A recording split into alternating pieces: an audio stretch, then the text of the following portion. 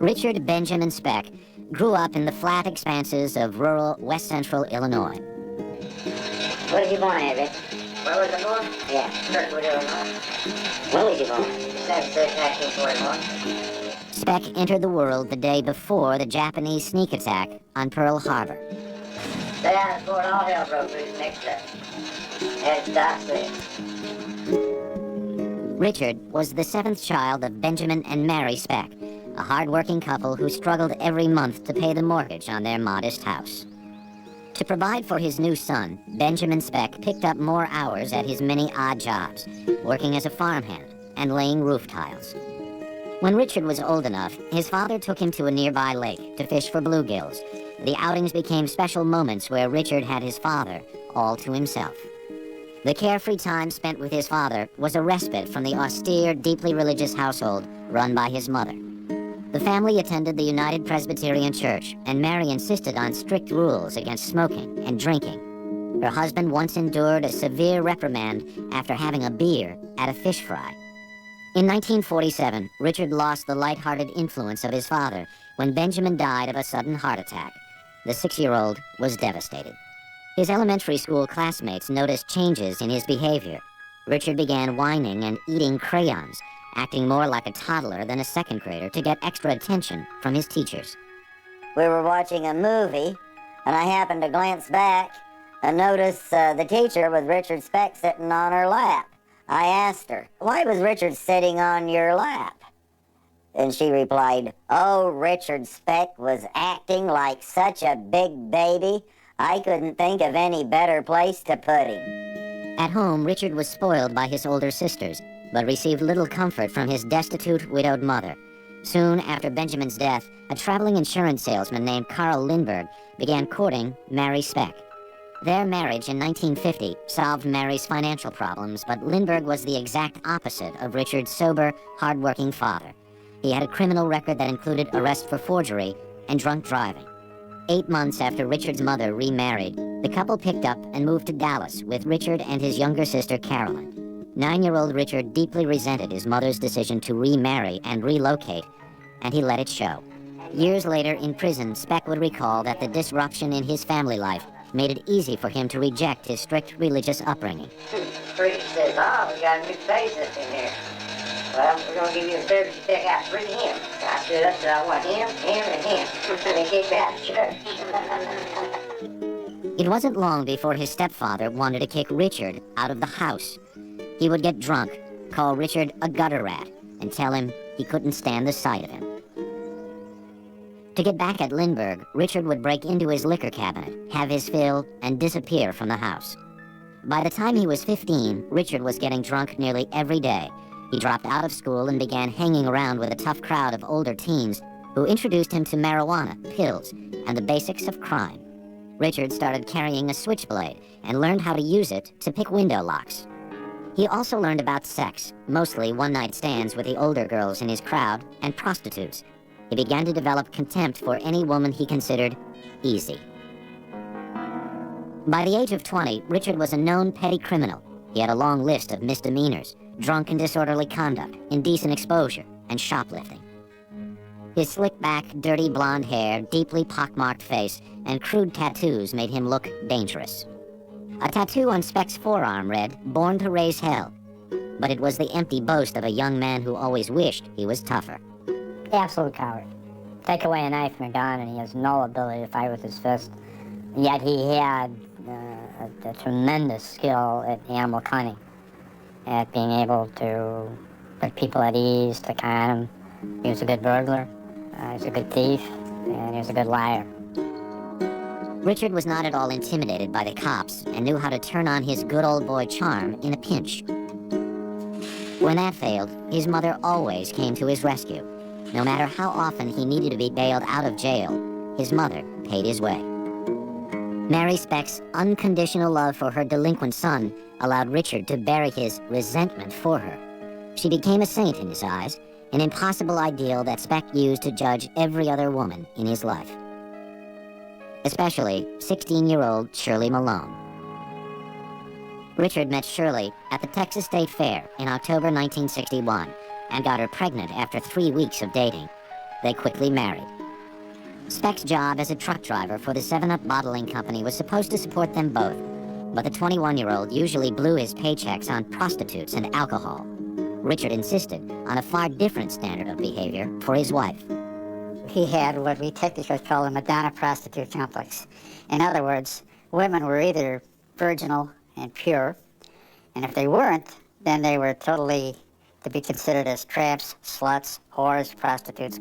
He felt that she was in the prostitute category because he felt that she'd been unfaithful to him. And the minute he got that idea, she was totally no good. Shirley denied ever cheating on him, but Speck didn't believe her and wanted to punish her any way he could. He would pick up lady friends and drive them to his apartment. As his pregnant wife watched, he kissed and fondled them in the car, laughing at her before speeding off. Richard also refused to pay Shirley's medical bills and was not around for the birth of his daughter, Robbie Lynn, in July 1962. At the time, he was serving a short sentence in the county jail for disturbing the peace. His first trip to state prison came 16 months later for forgery. Speck served that stint with ease, and by the age of 23 was back on the streets, more dangerous than before. His contempt for his wife now turned violent. Richard demanded sex from Shirley 4 or 5 times a day. If she refused, he slapped and choked her. Richard seemed obsessed with a criminal life and bragged that someday he would make headlines. There was this story in the Dallas Sunday papers, and he was reading the papers that morning and made the comment that someday he was going to do something that would also be of equal publicity. In January 1965, Speck tried to make good on his boast. He attacked a woman at knife point in the parking lot of a Dallas apartment building. She got away. Speck was arrested. Once in custody, Richard claimed he couldn't remember much of the incident because he had blacked out after having too much to drink. His story worked. Instead of facing charges for attempted rape or murder, he was given the chance to plead guilty to aggravated assault. This time, Speck only served 5 months in prison due to a bureaucratic slip-up. By January 1966, Shirley decided that she had had enough and filed for divorce. 2 months later, in March, Speck robbed a grocery store and a warrant was issued for his arrest. Rather than face another prison term, the 24-year-old Speck fled Texas and headed back to his childhood home in rural Illinois. Richard's older siblings were still living there. He clung to the idea that he could turn back the clock and recapture the happiness of his early boyhood before his father died. But Speck's journey home would offer him no escape. The demons that had driven him to a life of crime were growing uncontrollable. In March 1966, Richard Speck was a man on the run. He had fled an arrest warrant in Dallas and returned to his hometown of Monmouth, Illinois. The 24-year-old was desperate to recover some remnant of his early childhood, of the days spent fishing with his late father, but Speck just didn't fit in anywhere. I think Richard Speck was just a different kind of person than what we were used to in our town. He was a stranger and dressed kind of flashy. His brothers and sisters were well aware of his troubles with the law down in Texas, but Richard promised that he had outgrown his wild ways. They wanted to believe him and did what they could to help. Richard's sisters found him cheap room and board with family friends. His brother William was a carpenter and got Richard a job sanding plasterboard for another carpenter in town. Initially, Richard didn't let them down. He showed up for work on time and kept his tattoos covered. But Speck's dream of recapturing his past was quickly shattered. After only 2 weeks in Monmouth, he learned that his ex-wife Shirley had remarried. The news overwhelmed Richard, dredging up memories of betrayal and abandonment. He quit his job, moved into a cheap hotel, and lost himself in a haze of alcohol and pills. One night, Richard tagged along with a group of locals for some late-night drinking in a neighboring town. During the car ride, Richard started bragging about the woman in Dallas who he had nearly killed. He started talking about the woman in Texas that he'd threatened with a knife, and it was different than all of us guys that I drank with, you know. We talked about different stuff than that, you know, so it was a little bit off the wall for our group of people. When they arrived at the bar and sat down, Speck showed off an 8-inch hunting knife he called his insurance policy in case of a fight. He was somebody to be scared of or apprehensive of, but I was scared of him. Plain and honest truth, I was scared of him. Speck's rage was building, and his need to avenge what he considered his ex-wife's betrayal was driving him to commit an even more violent crime. On the night of April 2nd, 1966, Speck broke into the home of a 65-year-old woman in Monmouth. Speaking softly and brandishing a knife, he blindfolded the woman and politely assured her that she would not be harmed if she complied. After raping her, he sliced her housecoat into strips and used them to tie her arms and legs together. Then he disappeared.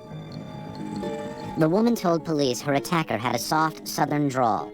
In a small town on the Illinois prairie, few people fit that description, and Speck became the prime suspect. After brief questioning by police, he skipped town. One act of criminal behavior led to another. Once he went down that road, it was apparently difficult or impossible for him to turn back. Speck was being chased by the law for the second time in as many months. He was running out of places to hide. His last chance was Chicago, where his sister Martha lived with her husband, Gene Thornton. Richard showed up on their doorstep claiming he had left Monmouth because the local mafia was trying to force him to sell drugs for them. The couple didn't believe him, but Gene found Richard work as a merchant seaman. On April 30th, Speck sailed out of Chicago's Calumet Harbor as a deckhand aboard an ore boat bound for Michigan's Upper Peninsula. After 4 days, in the midst of a storm, a shipmate found Speck doubled over in pain. The ship's doctor quickly realized that Richard had an acute case of appendicitis. It was definitely an emergency because he was in severe pain, and he had to be transferred to a hospital right away, and the doctor had stated that if it hadn't been within an hour, that he more than likely would have died. Richard's appendix was removed in a Michigan hospital. He recovered there for the next 2 weeks, enjoying the attention he got from the young nurses. His brush with death did nothing to quell Speck's self-abusive nature. When he returned to the ship, he was far more interested in getting high than in working. When he drank, I noticed one thing that he did that most of the other guys didn't do, that he used to take pills. I think he called them Redbirds. And he would have a quart of vodka in his hand, and he would swig on that and take pills. Speck's behavior became more and more unpredictable. Once, he fell off the boat. 2 other times, he exposed himself to crew members. When he pulled a knife on a superior, it was the last straw. He was fired from the ship on June 14th. As the boat's union representative, Jim Barrell told Speck he could get him his job back. But Speck told him he didn't understand. At the time, I don't know what he was talking about. I didn't understand. I didn't understand what, but it seemed like there was something that he was hiding. Speck was afraid that too much fuss might uncover his prison record and the fact that he was still on the run from the law in 2 states. He left the ship with his paycheck and visited Judy Lacanimi, a nurse he met at the hospital in Michigan. The brief relationship proved to be a rare moment of grace for Speck. Judy would say later that Richard was a perfect gentleman, showering her with gifts and expensive dinners. After 2 weeks, they parted on good terms. Richard returned to his sister's house in Chicago broke. For the next 2 weeks, he did nothing but nap on the couch and read comic books. His sister finally kicked him out, insisting that he find a job on another ship. On July 12th, he did. But when Speck boarded the boat, he was told that his position had been given to a deckhand with more seniority. Speck was furious. He sulked off with his meager belongings and spent the rest of his money on liquor. He ended up in a quiet little grove next to the Union Hall called Luella Park. Next to the park was an apartment building used by South Chicago Community Hospital to house dozens of its senior nursing students. Speck had seen the pretty young women coming and going. Just 3 weeks before graduation, they were cramming for their final exams. Richard Speck finally had nowhere left to go. His life was in utter shambles, and his rage was about to explode.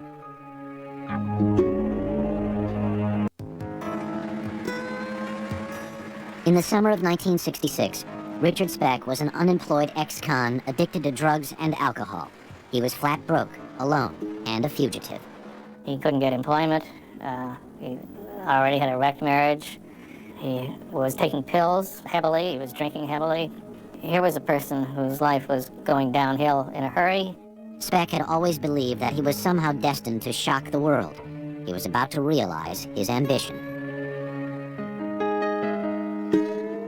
On the morning of July 13th, Speck waited outside the National Maritime Union Hall on Chicago's South Side, hoping for a berth on a merchant ship. There was none available. So he called his sister Martha, begging for help. Within the hour, she met him in front of the hiring hall and gave him $25. With money in his wallet, Speck had no reason to wait for work. He left for the nearby Shipyard Inn, but not before taking another long look at the apartment complex down the block, filled with young nursing students. Speck took a room at the inn and spent the day drinking and following a middle-aged woman from bar to bar. Around 6 that evening, he approached her on the street, forced her at knife point up to his room, raped her, and stole a .22 caliber pistol from her purse. Stealing the gun bolstered Speck's nerve. Just after 10 p.m., he walked to the apartment building by Luella Park, dressed in black, armed with a pistol and his switchblade. Speck pried open the back window screen and entered the apartment from the rear. He climbed the stairs, came to a bedroom door, and knocked. 23-year-old Corazon Amorao, a native of the Philippines, opened the door. Speck leveled a gun at her. He led Amorao at gunpoint through the apartment.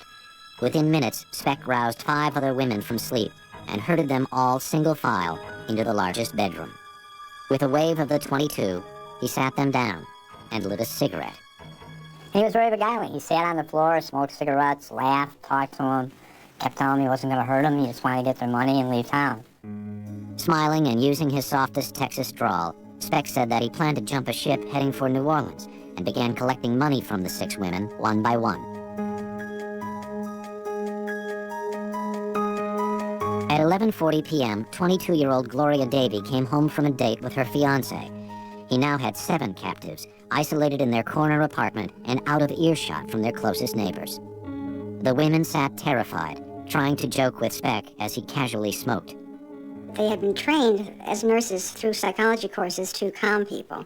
That was one primary thing that made them think that Speck, we can talk him out of this, we can use our psychology.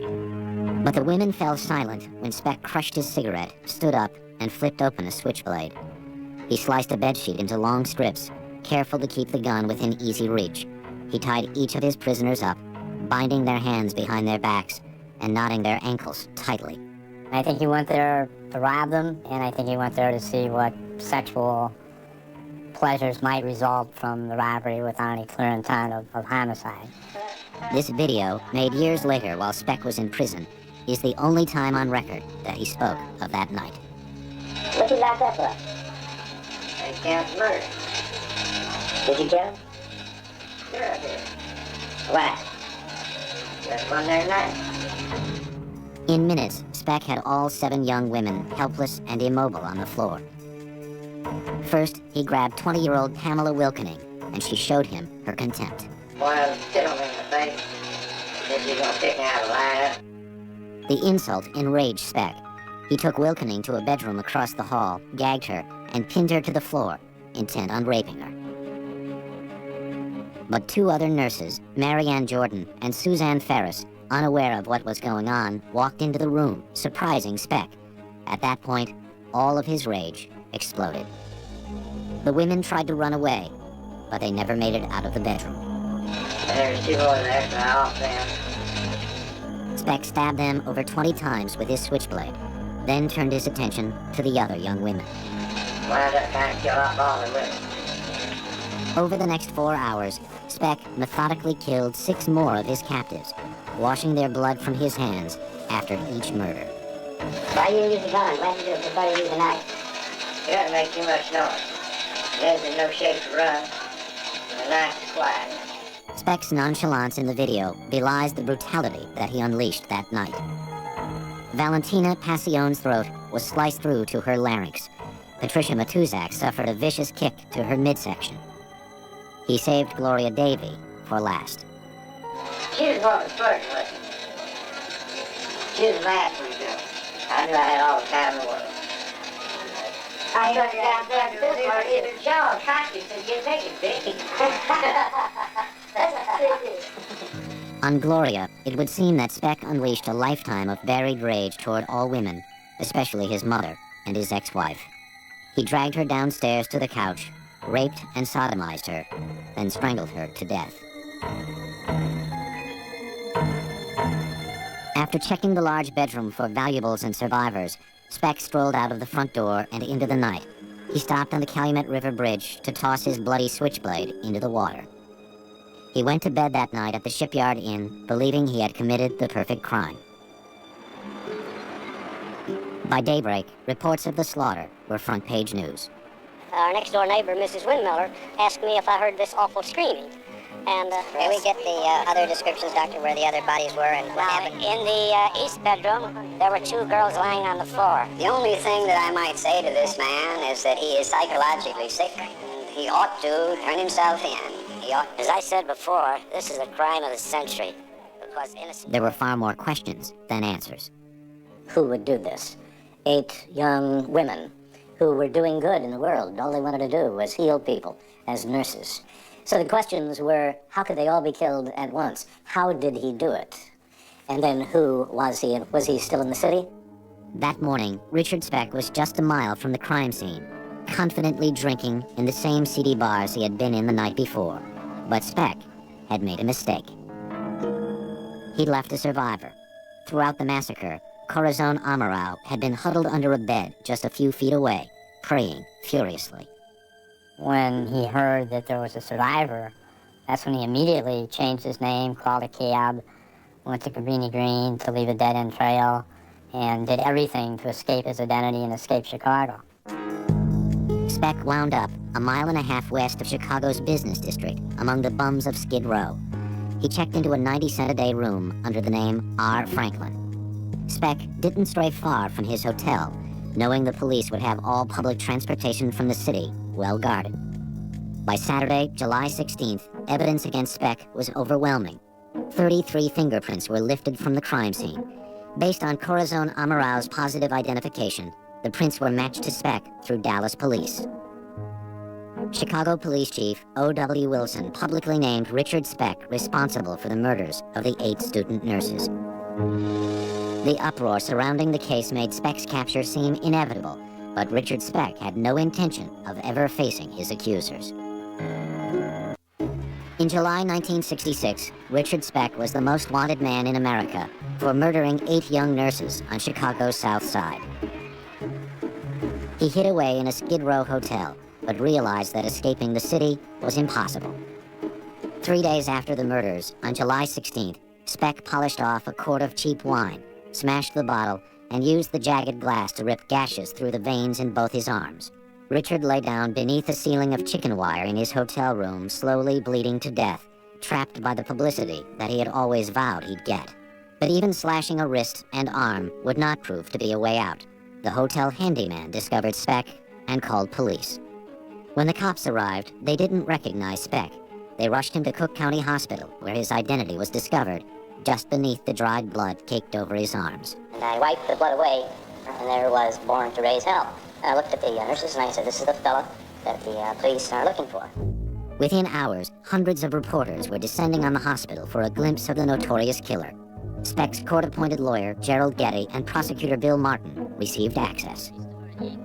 I guess you expected to see horns growing out of his head, but to me, he did not look capable of being a person who could murder 8 people. Behind Speck's dull eyes was a savagery that only his victims knew. Their last funeral services were held on July 18th, a day honoring the patron saint of nurses, Camillus. It was in everybody's life because everybody knew a nurse and everybody had a daughter or a child that this could have happened to who was at college. That, just that the freakishness of an intruder coming in invading was what was so awful about it. Everybody wanted him to fry. When questioned, Speck's memory of the murders was conveniently lacking. All he could recall, he said, was drinking at the Shipyard Inn from 6 o'clock until 8, when he claimed to have been given an injection of speed by a stranger. And he said after that, he didn't remember anything. He never denied it. He said, if I'm accused of it, I don't remember it. And that's the most I ever got out of him. His story seemed tailor-made for an insanity defense. As resident psychiatrist of the Cook County Jail, Dr. Marvin Zaporin met with Speck in his cell twice a week. He forged what he believed to be a bond of trust between them. I was operating under the concept of innocent until proven guilty. So I said, this is an allegation against you. Who knows? You say you don't remember it. Maybe it wasn't you, just hypothetically. At which point he would say, of course it was me. Because if he was looking for a way out, he would have leaped at that. But he never tried to do that. Zaporin tried to cultivate his patient's creativity and urged Speck to paint, although his first efforts were not exactly helpful to his defense attorney. I went over to see him, and the first painting he did was a painting of a leopard. I'm interviewing a man that I believe was a leopard from what he was accused of doing. And I said, you don't want to have those pictures of leopards. Let's have a picture of Bambi. Lo and behold, he did do a picture within 2 weeks of Bambi. By the fall of 1966, Speck proudly displayed his paintings all over his cell. They had titles like Cabin in the Hills and Good Old Days. Speck was enjoying his time at the county jail. He even had a hot plate in his cell so that he and Zaporin could share coffee. He kept his cell so meticulous, and he was so concerned with every wrinkle that I felt it was almost as if he was a housewife entertaining somebody at a cafe clutch. To Speck, prison was a safe haven from a world that viewed him as a monster who should be destroyed. But the intense press coverage was pushing him to a breaking point. Somewhere along the line, he got a razor blade. And all of a sudden, he took the razor blade, put it to my throat, said, if I'm such a monster, as everybody seems to think I am, he said, why don't I just kill you now? And I said, well, because you don't have a quart of alcohol at 8 Redbirds in you. He said, yeah, I guess that's true. Put it down. Speck's life would not be so easily spared. On October 22nd, a psychiatric panel unanimously concluded that he was competent to stand trial. His conviction and execution seemed only a matter of time. From December 1966 through January 1967, pre-trial hearings dragged on in the courtroom of Judge Herbert Passion as a ferocious blizzard descended on Chicago.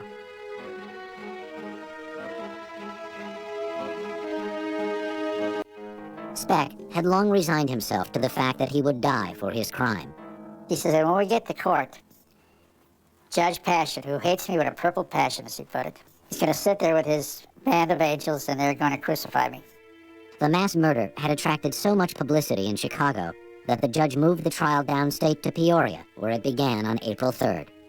Without drugs or alcohol to bolster his courage, Speck became the shy little boy he had been as a second grader. He wanted to hide from people. He didn't want all this publicity. He would not go into the courtroom until they took him up to the window on the door and he could see me in the courtroom. Then he would go out. On the second day of testimony, prosecutors called Corazon Amaral to the stand to identify Speck. I asked the standard question if she saw the man in the courtroom today. And I kind of thought she would just point, because she was really frightened of Speck. Instead, Corazon got off the witness stand, walked straight up to Speck, thrust a finger in his face, and said defiantly, "This is the man." Almost solely on the strength of her testimony, the jury found Speck guilty and sentenced him to death. He said, you see, they finally are going to kill me. Speck was fully prepared to pay for his crimes with his life, but he was not at all prepared for the struggle to survive on death row in one of the country's toughest prisons. In 1967, Richard Speck arrived on death row at Stateville Prison in Joliet, Illinois. The 26-year-old had every reason to fear he would be killed long before he got to the electric chair. In prison, convicts who raped and murdered women were deeply despised. On death row, it would seem that Richard Speck didn't stand a chance. There were 3 other inmates on death row at the time that had killed 3 guards, and they immediately started agitating Speck, scaring him with what we were going to do to him, and to the point where he was almost climbing the walls. After only 4 days, the warden was forced to transfer Speck to the prison's isolation unit for his safety, where he began working as a janitor. He asked if he could paint his cell, I got him to paint, and he painted his cell and did a very nice job of it. And so then we gave him a job of painting the entire isolation unit, to which he did. Speck's prison work afforded him a little freedom, which he exploited for petty scams. He cleaned out the sewer pipes and hid jars of raisins inside them to ferment into alcohol. He also started smuggling cigarettes. Speck, constantly swilling his homemade booze, became known as the Drunken Painter of Stateville, a moniker that gave him the status he loved. He enjoyed the celebrity within prison because the other inmates and the guards, everybody would who passed him would say, well, there's Richard Speck. You know Richard Speck. Of course, everybody did. The relatives of Speck's victims were waiting anxiously for his execution, but his appeals dragged on. Then, in June 1971, the U.S. Supreme Court reversed Speck's death sentence, ruling that during his jury selection, potential jurors had been improperly excluded. Without a death sentence hanging over his head, Speck settled into his new life. It was the most stable existence he had known since early childhood. The structure and style and position of authority held in prison were the highest position he ever held in society. If a hurricane blew down the prison, the only prisoner who would not walk away would be Richard Speck. Beginning in 1976, just 10 years after the brutal murders, Speck became eligible for parole. The families of the slain women were forced to relive their nightmare. I don't think that they should ever release him, and I hope and pray that people will never forget this case and back us up after we're gone. Speck was repeatedly denied parole. He realized that freedom was impossible and disappeared into the depths of the prison's bizarre subculture, a dehumanizing world of violence and sexual abuse ruled by only one law: survival. By 1991, Richard Speck had been in prison for more than half his life. On December 5th, only one day shy of his 50th birthday, he suffered a sudden heart attack. He was rushed to the hospital but could not be saved. The life of Richard Speck, notable only for one savage night of violence, was over. His family didn't want his body. Nobody did.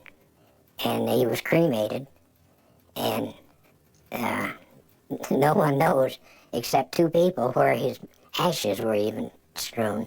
But the legacy of his heinous crimes did not fade away quite so easily. In 1996, Chicago investigative journalist Bill Curtis uncovered a grotesque reminder of Richard Speck.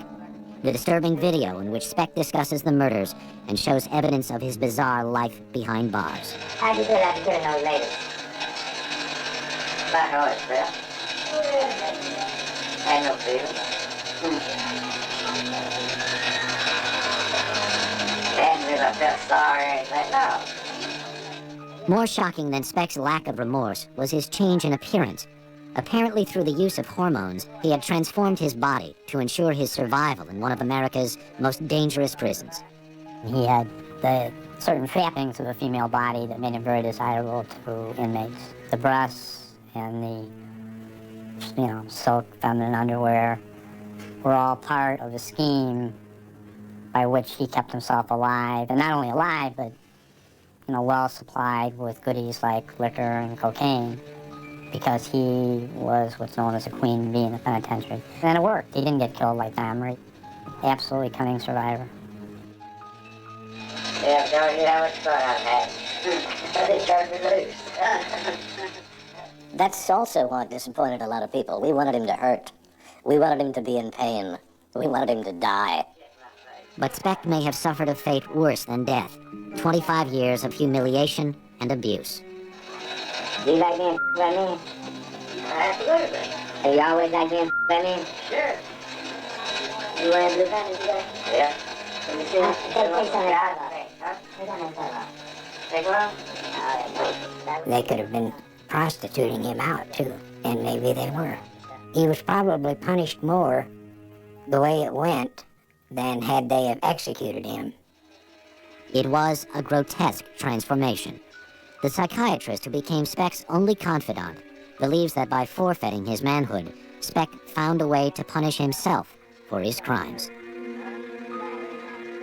He felt that somewhere along the line, he had to experience the same kind of degradation and humiliation that he had inflicted on others, to feel that he had taken a woman's place, was being used as he had used women. He was a miserable person who lived a miserable life. I think he got his justice. So often we create a monster out of Richard Speck. And sometimes it is worthwhile to back off and say, well, maybe he wasn't a monster. Maybe he was all too human. That is the most frightening thing of all. They are predators. She was like Spider. He was a perfect killing machine. And their prey is human beings. He would literally squeeze the last gasp of breath from his dying victim's body. This is the crime of the century. Who would do this? Biography's profile of serial killers continues.